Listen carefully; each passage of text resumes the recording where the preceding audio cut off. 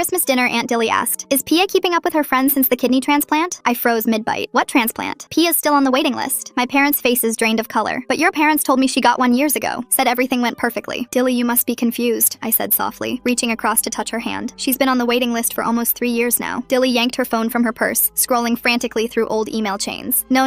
Your parents told me that you got lucky with a transplant almost straight away. See? She scrolled through dozens of emails from my parents, all detailing Pia's miraculous recovery. Look at this one from last year. Pia's doing wonderfully, back to being a normal kid. And here, she just started dance class again. Her hands trembled as she scrolled further. They sent me pictures of her at a birthday party, said she was thriving. My heart pounded. Pia hadn't been to a birthday party in 3 years. She'd never taken dance. And here, they said you turned down my offer. What offer? My voice barely came out. To donate. I got tested right after Pia's diagnosis. She pulled up an old medical document. I was a match, not just compatible, a perfect match. My legs gave out. You offered to donate my daughter a kidney? I whispered, voice shaking. She nodded. Your parents said you weren't comfortable accepting an organ from me. Her voice broke completely. They said you cried when they suggested it. The dining room went absolutely still. Even the grandfather clock seemed to stop ticking. We can explain, Dad mumbled, shrinking into his chair like a child. Explain what? I was on my feet now, my chair crashing backward into the china cabinet. That you lied about my daughter's health? That you let her suffer while a perfect kidney was available? Mom's makeup ran in black rivers. We just didn't think it was the right time. You didn't think it was the right time for what? For my daughter's life to be saved? Dad rolled the peas around on his plate, staring at the ceramic like it was enough to make him invisible. After what Dilly did with David, we thought it was best to keep our distance. This is about her affair? The words ripped from my throat. From 10 years ago?